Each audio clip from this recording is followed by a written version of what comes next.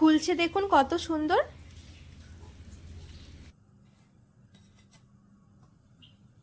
এই দেখুন রুটিটা কত সুন্দর লাগছে দেখতে, আর কিন্তু একেবারে নরম রুটিগুলো। এই দেখুন,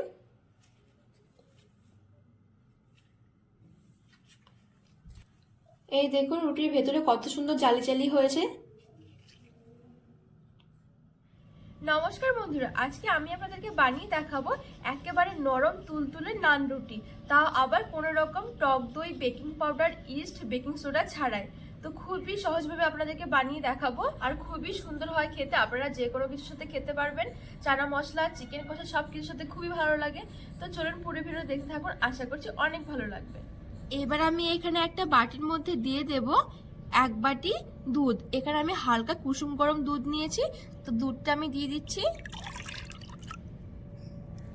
এইবার আমি দিয়ে দেব 1 চামচ ভিনিগার। আপনারা চাইলে কিন্তু এখানে লেবুর রসটা ব্যবহার করতে পারবেন। তো আমি ভিনিগারটা দিয়ে একটু ভালো করে আমি দুধটার সাথে মিশিয়ে নেব। ভিনিগারটা আমি দুধের সাথে ভালো করে মিশিয়ে নিয়েছি। এবার আমি এক সাইডে রেখে দেব। এবার আমি এখানে একটা বাটি নিয়েছি। এবার বাটির মধ্যে দিয়ে দিচ্ছি আমি 2 বাটি ময়দা। আমি যে বাটি দিয়ে দুধটা মেপেছিলাম সেই বাটিতে দিয়ে দেবো 2 বাটি ময়দা।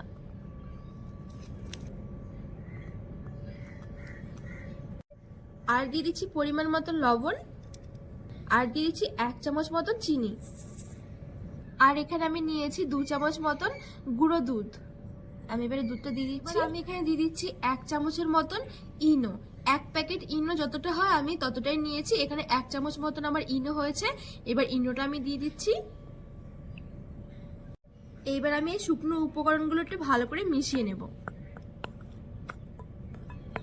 এইভাবে বানালেও কিন্তু খুব সুন্দর নরম একেবারে তুলোর মতন নান রুটিগুলো হয়। অবশ্যই এইভাবে একবার বাড়িতে বানিয়ে দেখবেন। আর এখানে আমি ইনো দিয়েছি, ইনো দিয়েও কিন্তু খুব সুন্দর হয়। আমি এখানে শুকনো উপকরণগুলো ভালো করে মিশিয়ে নিয়েছি। এবার যে আমি যে আগে থেকে ভিনিগার দুধটা মেখে রেখেছিলাম, এবার দুধটা দিয়ে আমি অল্প অল্প করে একটা ডোয়ের মতন করে বানিয়ে নেবো। আর এখানে আমি যেহেতু দুধটা মেপে নিয়েছি, 1 বাটি নিয়েছি, আর এখানে 2 বাটি ময়দা নিয়েছি, আমার কিন্তু পুরোটা দুধই কিন্তু লেগে যাবে। তো এবার আমি এই দুধটা দিয়ে দিচ্ছি।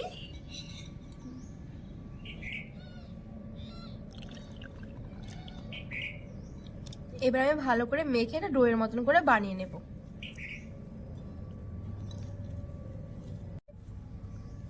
এই ডোটা কিন্তু একটু সফট আর নরম করে মাখাতে হবে। এই দেখুন মাখতে মাখতে কিন্তু হাতের মধ্যে লেগে যাচ্ছে। ঠিক এভাবে কিন্তু মেখে নিতে হবে ডোটা। কিছুক্ষণ পর কিন্তু মাখতে মাখতে কিন্তু খুব সুন্দরভাবে হাত থেকে ছেড়ে যাবে। প্রথমে কিন্তু এরকম হাতের মধ্যে লেগে যাবে। আর ডোটা যত বেশি সুন্দর হবে তত বেশি কিন্তু নান রুটিগুলো ফুলকো ফুলকো আর একদম তুলোর মতন হবে। তো দেখুন এখানে আমি কিন্তু মেখে নিয়েছি, আর কিন্তু আমার এখনো হাতের মধ্যে লেগে আছে। এবার আমি এর উপর থেকে দিয়ে দেবো 2 চামচ মতন সাদা তেল।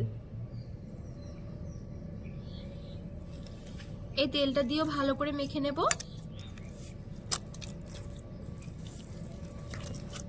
এই দেখুন কতটা নরম হয়েছে, আপনারা দেখে বুঝতে পারছেন। ঠিক এরকম করে কিন্তু মেখে নিতে হবে। আর এখন দেখুন আমার হাত থেকে কি সুন্দর ছেড়ে ছেড়ে গেছে। খুব সুন্দর করে কিন্তু আমি ডোটা মেখে নিয়েছি। এবার আমি ওপরটা একটুখানি মসৃণ করে নেব 2 হাত দিয়ে।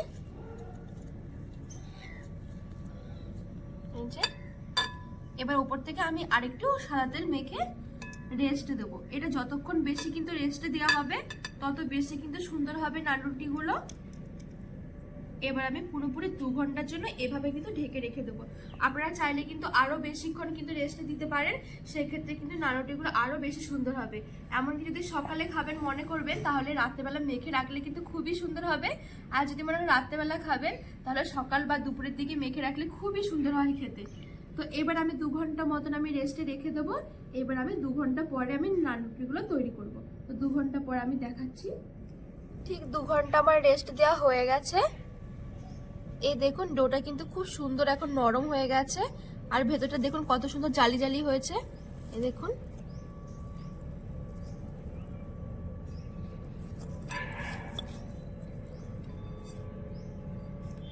দেখুন কত সুন্দর জালি জালি হয়েছে। এবার আমি ডোটাকে আরেকটু ভালো করে মেখে নেব।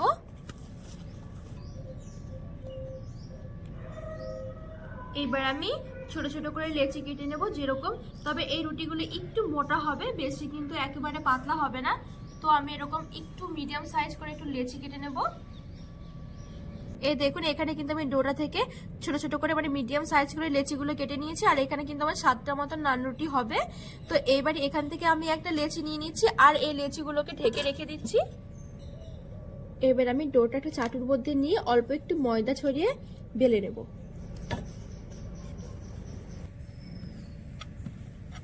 এই দেখুন এখানে কিন্তু আমার রুটিটা বেলা হয়ে গেছে। আমি কিন্তু খুব বেশি একটা পাতলা করিনি, আবার খুব বেশি কিন্তু মোটাও নয়। এই দেখুন, দেখে কিন্তু বুঝতে পারছেন। এই যে এবার আমি রুটিটাকে সেঁকে নেব। এখানে কিন্তু আমি তাওয়াটা আগে থাকতে একটু ভালো করে গরম করে নিয়েছি। এবার আমি রুটিটা দিয়ে দিচ্ছি।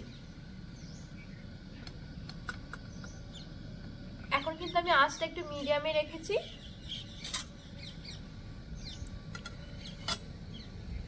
এবার একটু অপেক্ষা করতে হবে, যখন ওপর থেকে একটু বাবল ওঠা শুরু করবে তখনই কিন্তু আমি রুটিটাকে উল্টিয়ে দেব।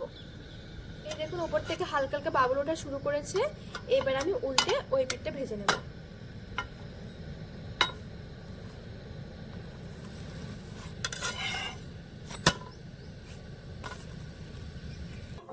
এবার পুরো হালকা হাতে এরকম করে চাপতে থাকবো।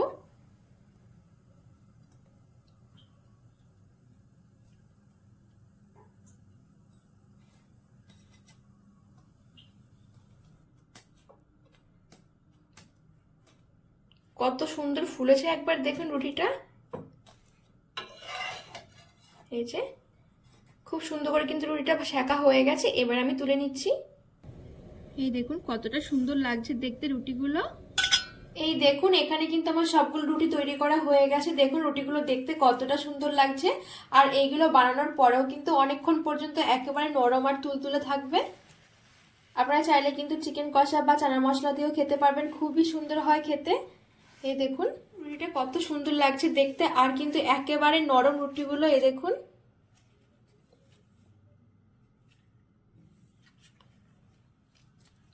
এই দেখুন রুটির ভেতরে কত সুন্দর জালি জালি হয়েছে।